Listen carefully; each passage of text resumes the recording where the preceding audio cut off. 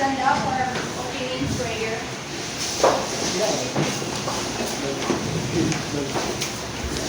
Father, Son, and Holy Spirit. Our Father, who art in heaven, hallowed be your name. Your kingdom come, your will be done, on earth as it is in heaven. Give us this day our daily bread, and forgive us our sins, as we forgive those who sin against us. Do not bring us into temptation, but us from evil.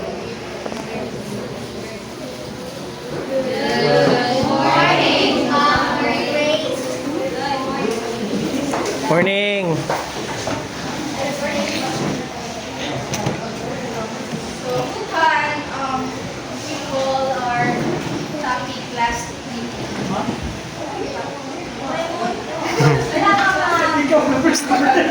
Ikat na lang ni nga part. Before proceeding to our discussion, let's have first our activity. So I will group you into two groups, group 1 and group 2. And then you select your one representative, or I know, kanina have stand up, kasi kung mga gusto na answer. And then kung inside, if hindi sila maka-answer, still maka-answer ang class na ito. Graded siya.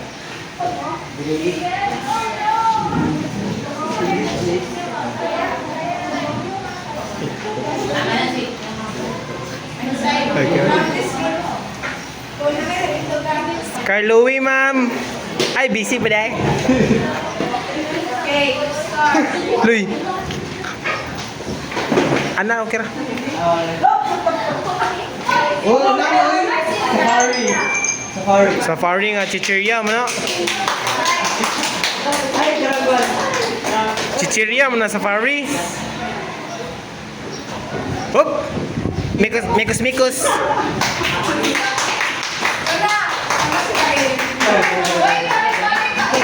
Okay naman ko. Mikos, Sila ang balik. mikos mo yan insan. Nels. Ha? Tindog lagi, Loy. Nelson Manila. Tindog lagi, Loy.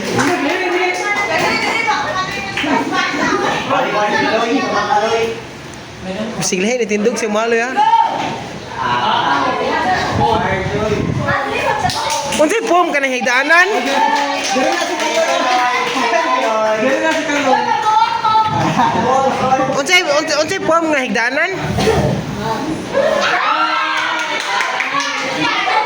Tanda gini. Uy, teacher ka, uy, ay kasukoy, kaya video.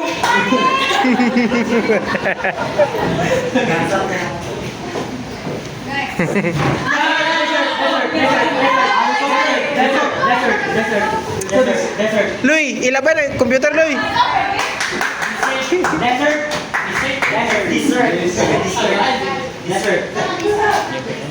Next.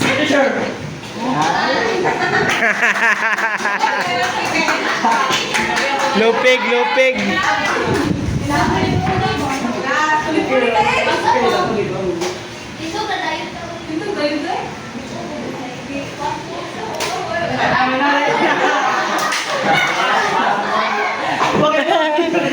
Buot.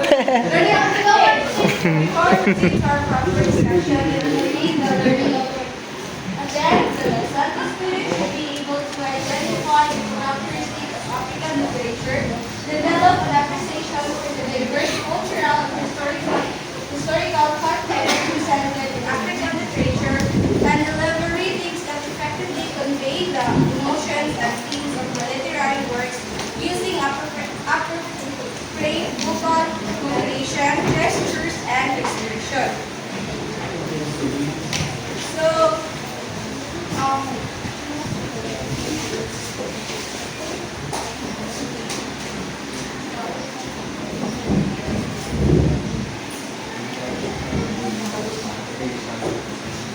African literature is embodied traditional, oral, and written literature in Afro-Asiatic and African languages together with the works written by the African and European languages. So, African literature is written literature business, which is limited to smaller geographic area that is oral literature is most characteristic of those sub-Saharan cultural of Mediterranean. History of the African literature. So the regions of African literature can be dated back thousands of years to ancient Egypt through hieroglyphs or pictorial representation of words. So, African literature has ancient roots tracing back 1,000 years to ancient Egypt, where people used hieroglyphs to record stories and ideas. These hieroglyphs were pictorial symbols that represent words, concepts, or sounds, forming one of the earliest known writing systems. So this historical foundation is influenced the development of written and oral tradition across the African continent. So let's proceed to the characteristic of African literature. Literature is as diverse as the continent itself, but several characteristics and themes prevail throughout much of the written works emerging from America. For instance, there is a brief emphasis on the history, culture, and costume of a group of people telling their stories. African literature is in a large part to be educational as well as entertaining. Morals and lessons are typically woven into well-crafted and engaging stories. So there is also great pride in sharing stories about history and culture, even if the stories aren't always pleasant and uplifting. The pride is the essence of African literature. So the characteristic of an African literature is a diverse, reflecting many cultures across the continent, yet it shares common themes such as history, culture, and costume. It serves both educational and entertainment purpose, often with morals and less of engaging narratives. Storytelling is a source of the pride, preserving history and culture even when the stories are difficult or challenging. So now let's proceed to the African writers and poets. The first writers, Robert Hayden, 1930 to 1980. Robert Hayden was an African-American poet whose subject matter was often the Black experience. He extensively studied American history, and his poems often reflect deep knowledge of the same. So, Robert Hayden, it is considered a central figure of in 20th century American poetry, known for his powerful and evocative verse that explore themes of race, history, and the African-American experience. His work often drew up his own life experiences and deep engagement with the American history and culture. And his famous poem is Those Winter Sunday and the Middle Passage. So those Winter Sunday, these poems reflect on the son's late realization of his father's silence and sacrifices, particularly how he endured physical hardship to provide warmth and comfort for his family. So this poem, Those Winter Sundays, highlights the theme of unspoken love, duty, and regret, emphasizing how parental care is often unnoticed until later in life. So the next one poem is Middle Passage. So Middle Passage explore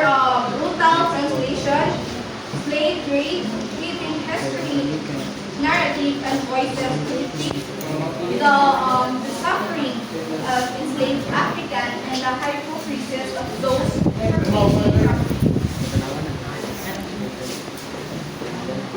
The next one writer is Paul's a writer. Paul Lawrence.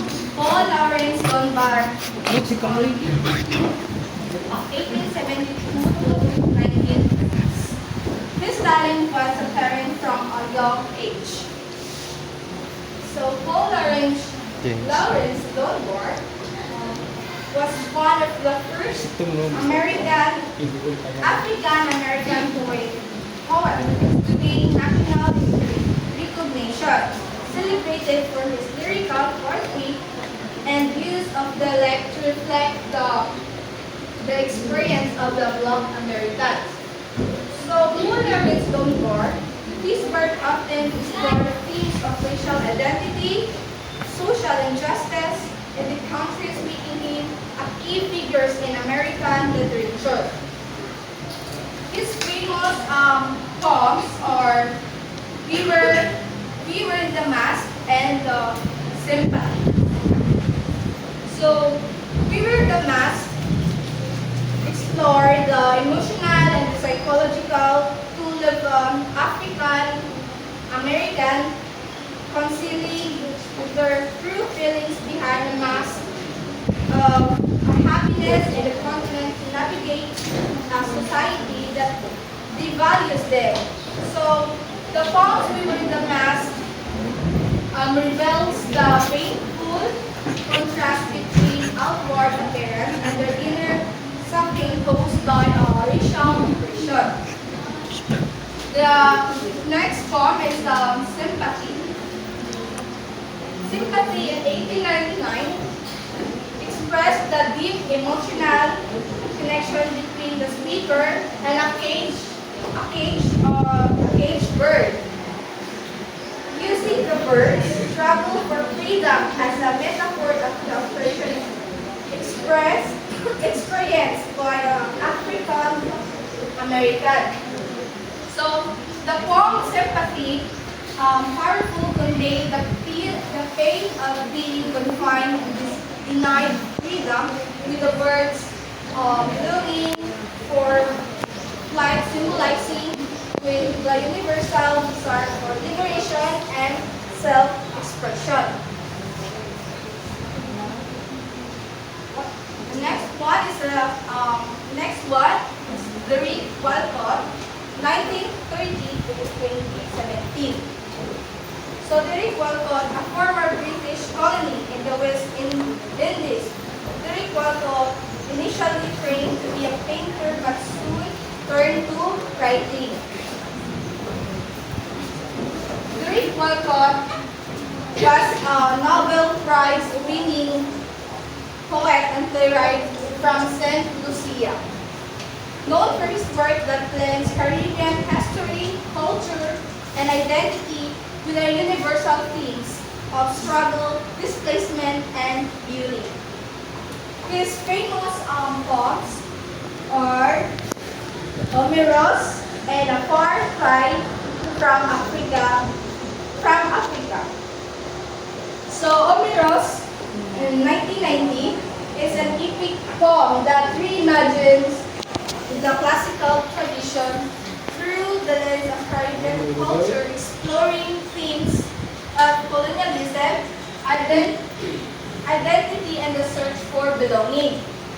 So using the structure of the Homer, Iliad, and Odyssey, Walcott interweaves the mythological elements with the lived experience of these characters, creating a rich narratives that reflect the complexity of the post-colonial life in the Caribbean.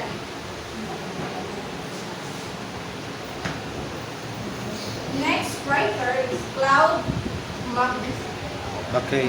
Mackay. Mackay. In 1889 to 1948. Vernacular.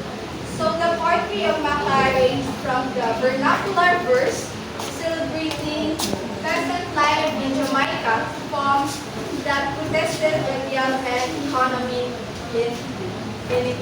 inequities. So Claude Mackay was an Jamaica American poet and the novelist, and one of the central figures of the Harlem Renaissance, known for his work that addressed themes of racial identity, resistance, and social justice. His famous poems are America. If We Must Die and America. So if we must die, this poem expressed the struggle of an African American and the African diaspora.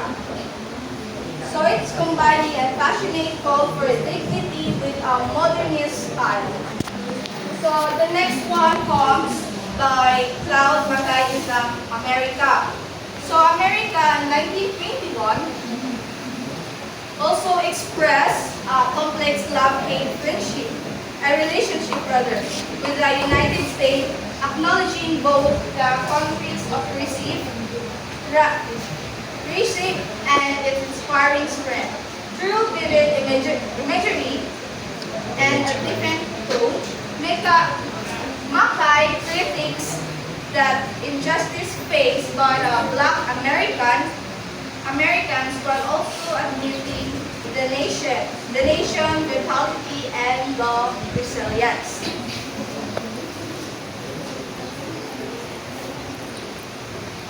The next one is Gwendolyn Brooks, 1972 to 2000.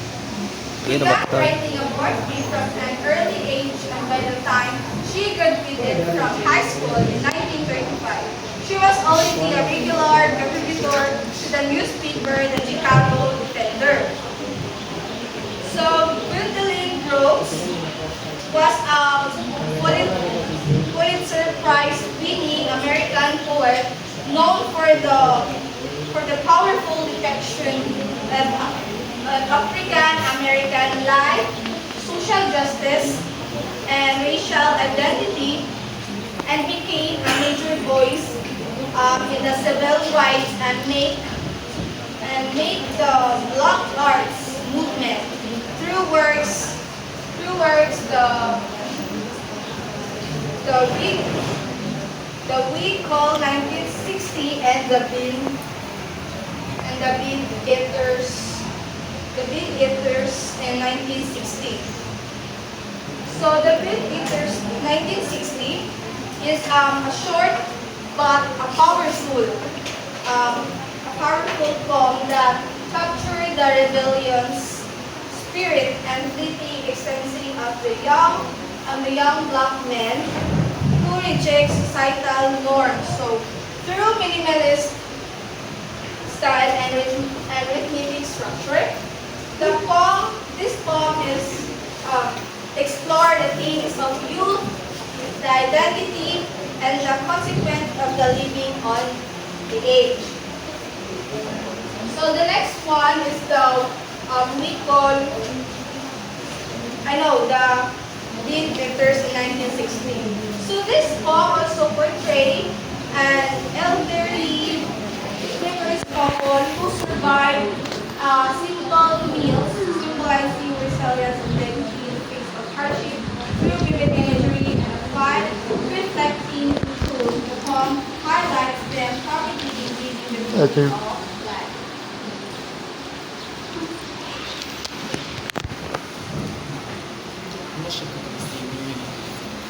So the next one is African Lord Day. writers of Audre Lorde, 1934 to 1982. So these poems are also known for expressing anger and outrage on civil and social injustice. She observed throughout her life, apart from being a poet, Audre Lorde Lorde was a feminist and civil rights activist. She described herself as a Black lesbian, mother, warrior, and poet. So this reflects in her poetry as she used her creative talent to confront injustice, racism, anism, classism, and homophobia. Homophobic. His famous poem are Good. So good is short on the capturing the spirit, the rebellious spirit, and reflecting the disgusting of black men who reject societal norms.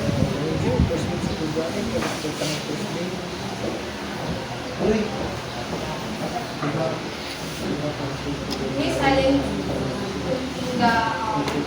discussed about the African poems and short stories. Discuss the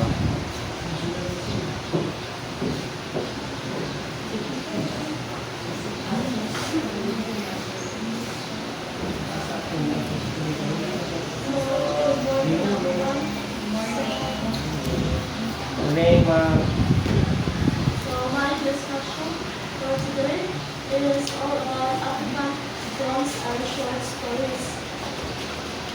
So let's start with African poems. So, poetry in Africa has long held a special place from African people. So their poetry are used for functional, occasional, and political reasons. So in honor of the depth and range of the African poem, we have gathered some of the best African poems of all time. So let's start with the first one. Telephone Conversation by Walt Whitman. So this Recently, I am alive. To see the rest of me. Follow by hand, close my feet, and a bit of church and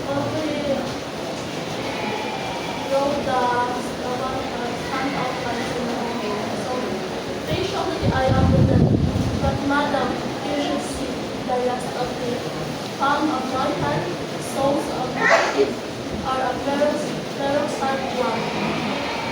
So, when the Nigerian poet and player won the Nobel Prize for Literature in 1986, the Swedish committee noted a whole swing pattern in a wide cultural perspective and with poetic overtones, fashions the drama of existence. Perhaps his famous poem is the telephone conversation. This is all about the sardonic commentary on racial politics in the form of dialogue between a white operator and a black caller. So the poem is outstanding not only for its humorous approach to a rather serious issue, but also for its spectacular use of imagery.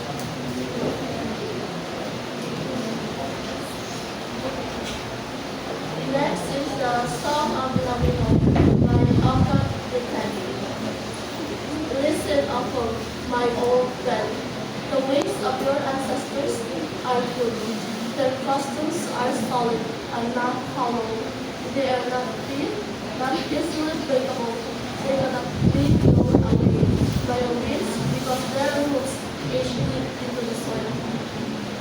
So the Song of the Lawino is widely regarded as one of the best modern African epic poems. So a post-colonial critic on decolonialism, the monologue life poem is a long lamentation on how Western culture has permitted and affected African culture. So Lawino, the speaker, sings of her husband's demonization of the Akole tradition while holding colonial traditions in high regard. Next is Home by Warsan Shah. No one lives home unless home is the mouth of a shark. You only run for the border when you see the whole city running as well. So, since the publication of her collection of poems, which my mother have been given birth in 2011, War Sunshine has become an instrumental voice for refugees and immigrants from Somali to Syria, Mexico to Malawi. So a statement on the war crisis in the first native talking poem talks about the war and the consequences of war in Africa, while yet addressing immigration policies in the global north.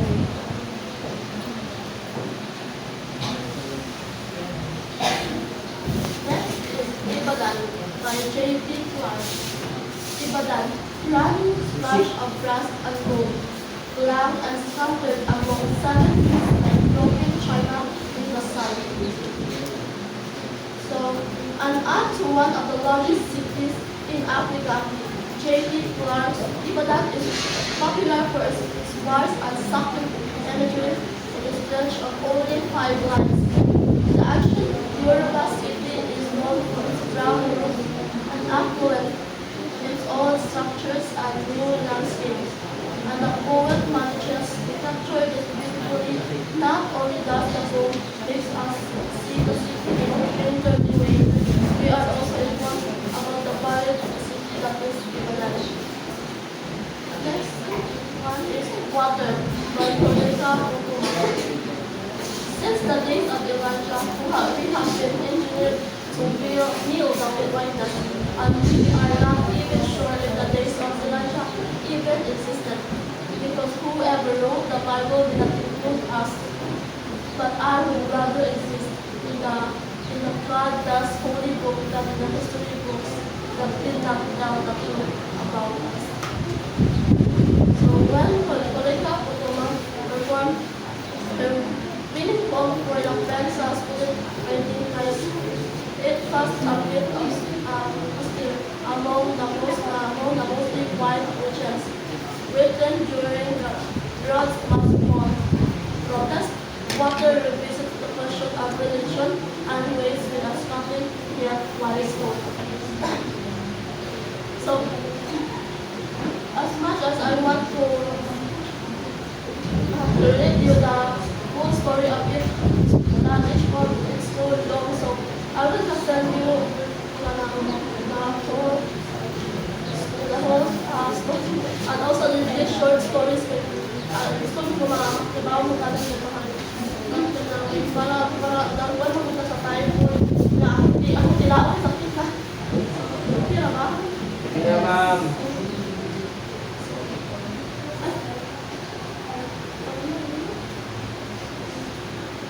So next is the African short stories.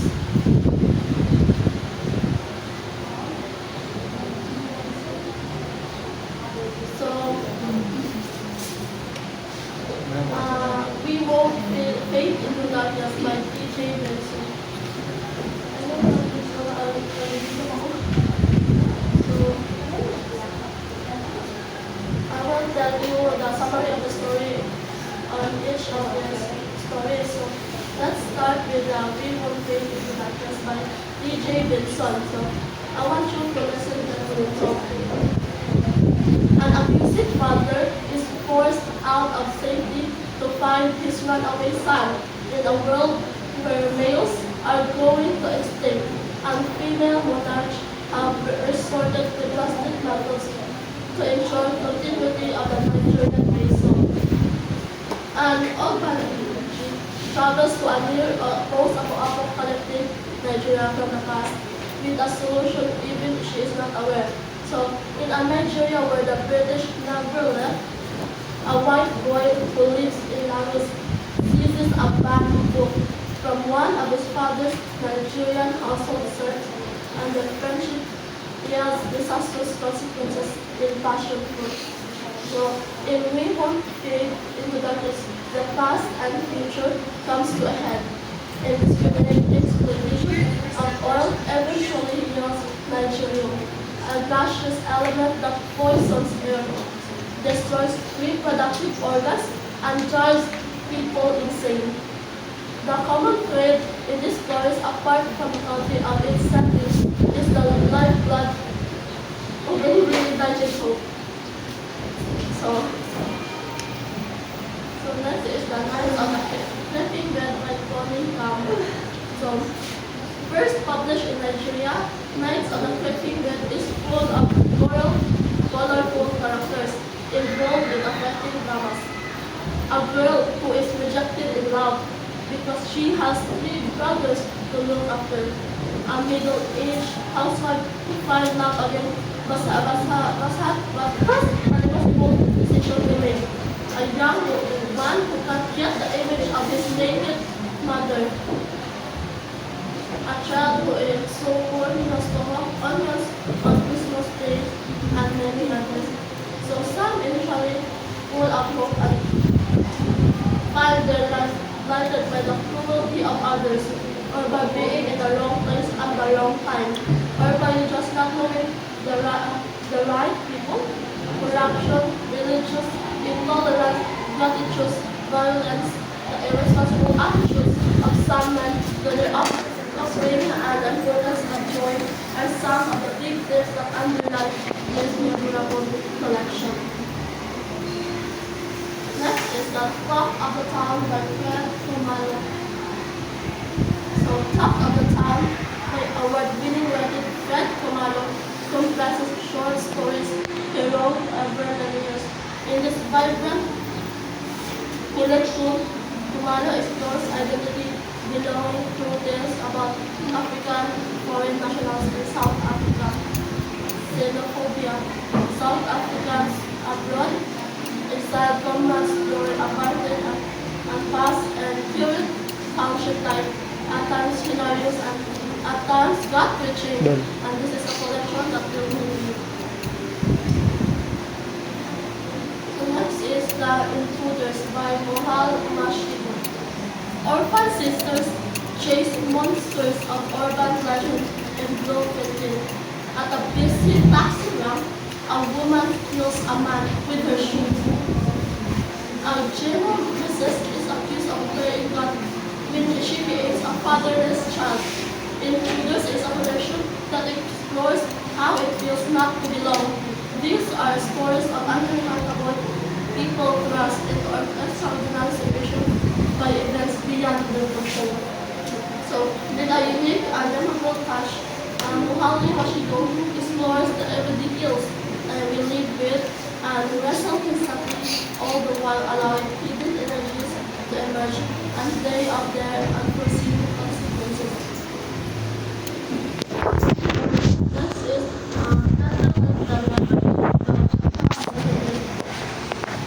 Charged by unconventional lives and love affairs of a group of Nigerian Muslims making their way in Belgium. The connection is centered around Los Veros and her husband, Andrew, and the various visitors who gather at their apartment each week. So these interconnected stories explore their struggles and triumphs, from unhappy marriage to the pain of homesickness and a tragic paradox in longing to leave Nigeria so that you may one day return. So I was also tasked to discuss with the summary description of what is African literature. So African literature refers to the body of written and oral stories, poems and narratives originating from the African continent, encompassing both traditional oral storytelling and works written in African languages or European languages, often exploring themes in culture, history, colonialism, identity, and a clash between tradition and modernity, with a strong foundation in rich oral storytelling traditions across diverse African communities. Ms. Marian Balaba, the rest of this lesson. So, good morning, everyone. Good morning. Morning, ma'am. Which is the 3 famous literary authors and works in Africa. Are you familiar with Uy, si Manong Lino mo na. Yes. Chihuahua. So, Chinua Achebe was born in Nigeria in 1930 and experienced the coexistence European traditional and Western influences, this novel will counteract stereotypical portrayals of Africa in Western literature. His works touches on authentic African perspective on the continent's history and cultures, providing readers with a deep understanding of the complexities and transformations during this Bible time. So, do you know what is his famous work? Pulak, mom. Ay, we have may idea. So his famous work is Things Fall Apart. Things Fall Apart. This is set in the late 19th century within the fictional Igbo village of Omofia in southeastern Nigeria. This period marks a significant era of history when traditional African societies were grappling with the profound impact of European colonization. Prior to the arrival of the colonizers, the Igbo community thrived on a complex system of customs, traditions, and beliefs, with family ties, religion, and agriculture playing pivotal lines.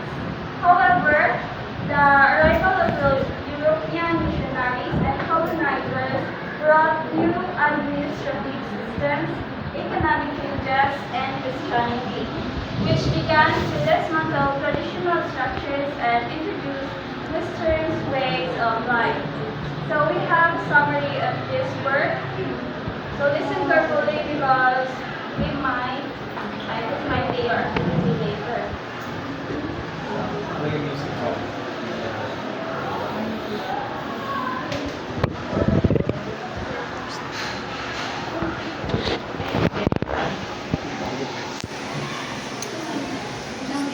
Sa TV na. Yeah, di mo na-remote.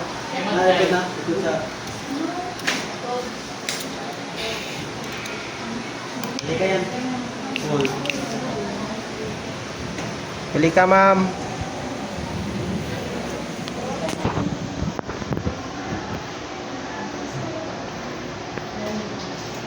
Doon.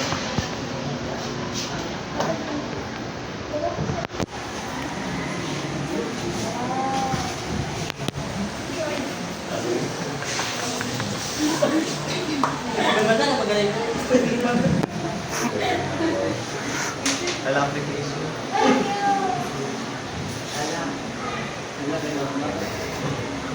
Dul. Kaya nga na pa siya, Dul. Wala games. Sorry, Loy. Tapos, sa TV na. Kumsay, kumsay. Full. Saan, kumsay. Na. 100.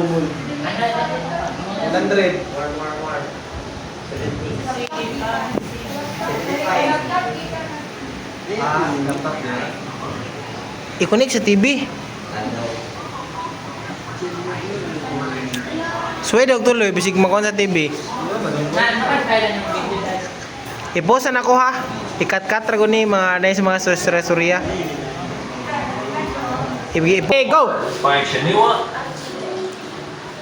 Things Fall Apart by Chinua Achebe. Okonkwo, the main character, is a wealthy and respected warrior among the Umuofia clan. Although Okonkwo has risen the ranks in his lower Nigerian tribe, he is haunted by the deeds of his father, who was cowardly and irresponsible and left many deaths in the village in his wake. This was a great motivator for Okonkwo, who in response has become a clansman, warrior, farmer, and family provider. However, the laziness of his 12-year-old son, Nuoye, concerns him, and he fears he may end up like his father. Tatol. One day, the tribe receives a 15-year-old boy, Ikemefuna, who Okonkwo begins training. Okonkwo is drawn to the young boy, who he sees as an ideal son, and Ikemefuna is grateful for his tutelage. Ikemefuna begins to call Okonkwo father, but Okonkwo maintains a professional relationship without affection. During the week of peace, Okonkwo severely beats his youngest wife, Ojiugo, for negligence, breaking the sacred peace tradition. He makes sacrifices as repentance, but the damage to his reputation is irreparable. Akinafuna stays with Okonkwo's family for 3 years, and Nwoye begins to look up to him as an older brother, developing a more masculine attitude that pleases Okonkwo. One day, the lotus flowers come to Umuofia, something that only happens every other generation, and the village excitedly collects and eats them. Aguefi, as he knew, a respected village elder, tells Okonkwo that the oracle said Ikemefuna must be killed, but Okonkwo should not be involved because of their close relationship. Okonkwo returns home and tells Ikemefuna that he will return him to his home village. As he begins walking through the village, several men attack, and Ikemefuna runs to Okonkwo for help. Okonkwo, not wanting to look weak in front of his tribe, kills Ikemefuna as he runs towards him. Okonkwo returns home, and Nwoye realizes his friend is dead and begins to cry. Okonkwo himself enters a depression. As he begins to come out of his depression, his daughter falls ill. But she recovers after Okonkwo gathers leaves for medicine. Okonkwo hears of Aguefi's death by the sound of ekwe, a musical instrument played in the village. Okonkwo feels guilty because Aguefi told him not to partake in Ikemefuna's death. At Aguefi's funeral, Okonkwo's gun mistakenly fires and kills Aguefi's 16-year-old son. Okonkwo's family is sentenced to 7 years of exile for committing a crime against the Earth Goddess.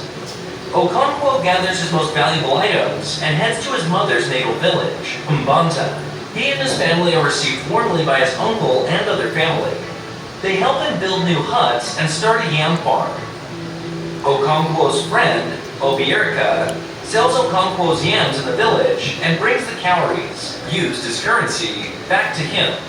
Obierika also tells him that another village has been destroyed by the white man. Not too long later, 6 missionaries travel to Mbanta. The leader, Mr. Brown, tells them through a translator that their gods are false and there is only one true God. But the villages struggle to accept the idea of the Holy Trinity as one God. Mr. Brown grows ill and Reverend James Smith takes his place. Reverend Smith does not restrict his followers the way Mr. Brown had. In response, Enoch unmasks an igwugwu during an annual ceremony, an act akin to killing a spirit. The next day, Enoch's house is burnt, and the Reverend's church is burnt to the ground. The district committee is upset by the burning of the church and orders the leaders of Umuofia to meet with him. Once they are gathered, he handcuffs them and throws them in jail. Eventually, the prisoners are released and the 5 court messengers meet with the Klansmen. Expecting to start an uprising, Okonkwo kills their leader with a machete. However, everyone lets the other 5 messengers get away, and Okonkwo realizes they aren't willing to go to war. Okonkwo hangs himself the next day, and when the commissioner finds his body, he tells them suicide is a grave sin and orders nobody to touch his body. He then states Okonkwo's story will make for a great book titled The Pacification of the Primitive Tribes. And that's it. Please like and subscribe to support the channel. Things fall apart.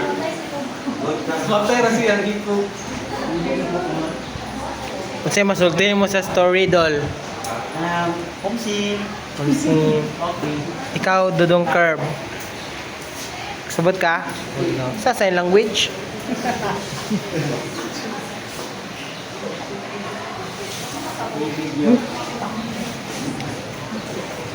Si Okonkwo kanang iyang tribe sa Christian dinhi sa tribe ang nga ni abot nga colonizer sa kumusta yung bilis sa iyang leader man siya hindi basta niya ang mamatay ang anak mo dali sa iyang kanang bilis sa iyang until nga ni abot nga European colonizer sa mga white bitaw missionaries sila then gatong kay Moto ka na napatay niya itong ipuli ni Mr. Brown nakuan. Angay na tayo marang tawon na tripod. Patindugon ra ba? Colonizer mo ka nagpipis niya. Para may ano, video, ano. Moto de ang one to portrays slash with traditional agriculture the changes brought by the colonial influences. Isa kaluan nga na changes after na pagbalik niya bitaw from exile 7 years na nagbagtay 7 years nagbaguman ang kanang ilang culture. Di mo tayo atong na Mo to sa Mao to siya murag na nabag-o, nasuko. na-depress mo siya no. Pero tawag mo bigay sa main character. Ay, Si Kuan, Main character! si Kugo, May uwag na ko.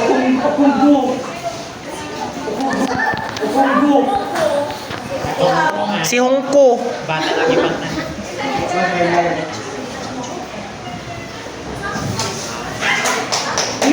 Ay, premium. Ang ilat sa kumutyo. Lalo. Next famous author is David Bloch. Yung bitakuna siya, Kuan, basta siya mo report. Born on July 9, 1927, Bordeaux, France, was a notable poet of syndicalism. He was a prominent figure in the literature movement, a literary philosophy developed by francophone African-European writers in the 1930s.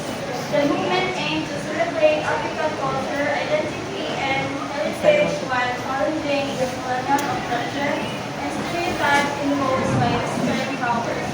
So his famous literary work is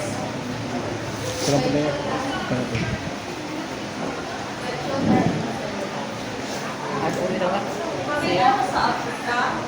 Yes, siyempre. Diba na high school? Okay. Ito. Eh, Makarika, Africa. Africa is Basta mo. What the fuck to Africa? Te, amo. So next, third famous author is Ayekwe Arma. Ay, Before 1939, Sakurati Gold now a Ghana, is a Ghanaian novelist whose work deals with corruption and materialism in contemporary Africa.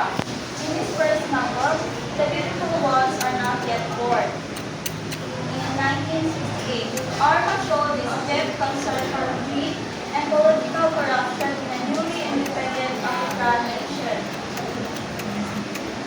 So The Beautiful Ones Are Not Yet Born by Ayekwe Arma is a novel set in post-independence Ghana, exploring themes of corruption, moral decay, and disillusionment.